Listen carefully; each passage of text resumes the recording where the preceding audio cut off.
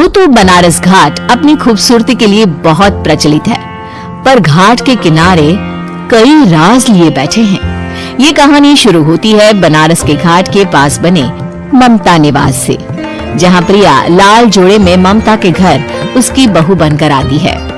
आओ आओ बहू, घर को अपने पैरों से पवित्र करो। ममता घर की दहलीज पार कर ही रही होती है कि अचानक एक बहुत गंदी सी बास पूरे घर में फैल जाती है।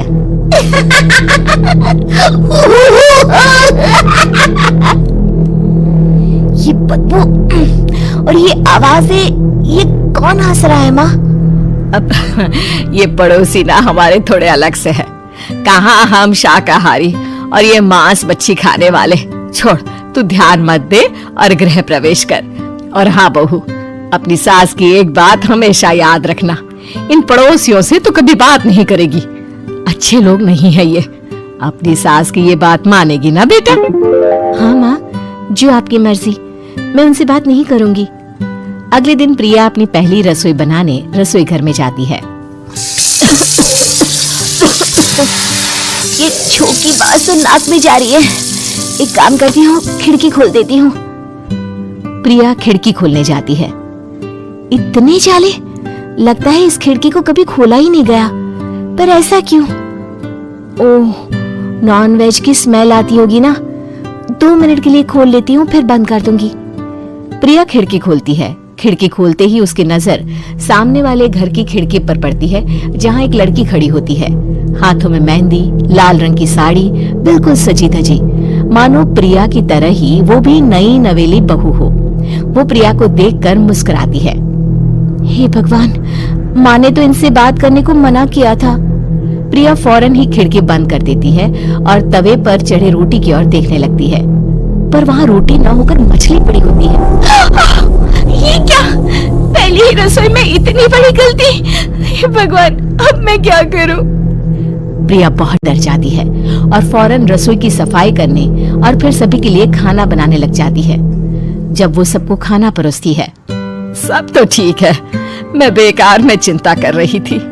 हे भगवान, ऐसे ही बस अपनी कृपा बनाए रखना। रात के वक्त जब सब सो रहे होते हैं, तब प्रिया को पायल की आवाज सुनाई देती है, जिससे उसकी आंख खुल जाती है। ये पायल की आवाज कहाँ से आ रही है? प्रिया उठकर उस आवाज के पीछे छत की सीढ़ियों तक जाती है। तभी उसे बच्चे के रोने की आवाज आती है। प्रिया छत पर जाती है तो क्या देखती है? वही लाल साड़ी वाली लड़की अपनी गोद में एक नवजात बच्चे को घुमा घुमा कर सुला रही है। तभी प्रिया की नजर उसके पेट पर पड़ती है। ओह गॉड, ये तो प्रेग्नेंट भी है। सुनिए, बच्चा सो नहीं रहा है क्या? मैं कुछ मदद करूं? नहीं नहीं, आपके घर वालों को अच्छा नहीं लगेगा, मैं संभालूंगी। स्नेहा की गोद से बच्चा हाथ मारकर प्रिया की गोद में आने को छटपटाने लगता है। दोनों घर अगल बगल में बने होने के कारण प्रिया उस बच्चे को गोद में ले लेती है। प्रिया के पास आते ही वो सो जाता है। बच्चे का वो स्पर्श रात भर प्रिया भूल नहीं पाती और अगली सुबह वो छत पर कपड़े सुखा रही होती है। तभी उसे एक औरत इशारा करके बुलाती है। स्नेहा कह रही थी बाबू तुम्हारी गोद में आते ही सो गया। मैं गौरी, स्नेहा की माँ हूँ। बहू, घर आना, बाबू को खिला भी लेना। शाम को जब घर पर कोई नहीं रहता, बच्चे से मिलने के लिए प्रिया छिपकर अपनी पड़ोसन के घर चली जाती है और कुछ देर बच्चे को खिलाकर वापस लौट आती है। इसके कुछ दिन बाद ही प्रिया को पता चलता है कि वो माँ बनने वाली है। ममता की खुशी का ठिकाना नहीं रहता।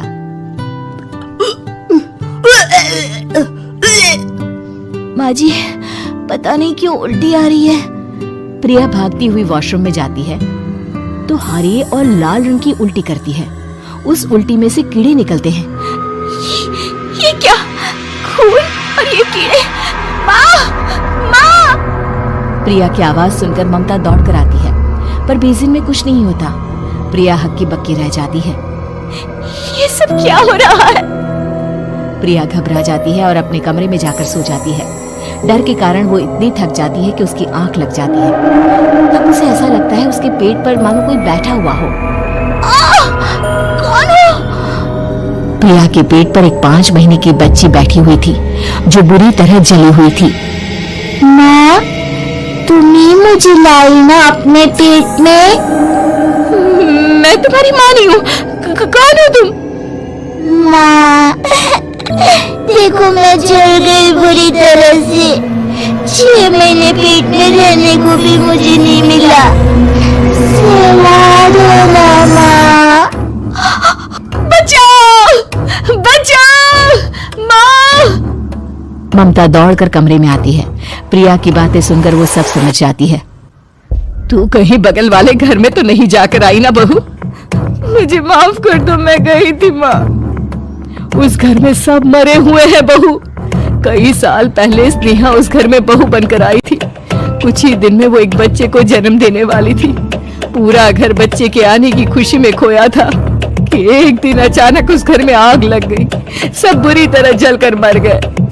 गौरी आज भी दादी बनने का इंतजार कर रही है और इसीलिए स्नेहा ने अपना अजन्मा बच्चा तुम्हारी कोख में डाल दिया। ममता ये कह रही होती है कि पीछे से उसके पैरों को एक बच्चा पकड़ लेता है। दादी, दादी। माँ, स्नेहा की गोद में यही बच्चा था। ये बच्चा कौन है फिर?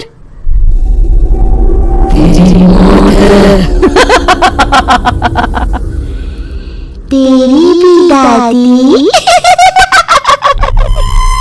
जिस चीज का ममता को डर था वही हो गया। ममता निवास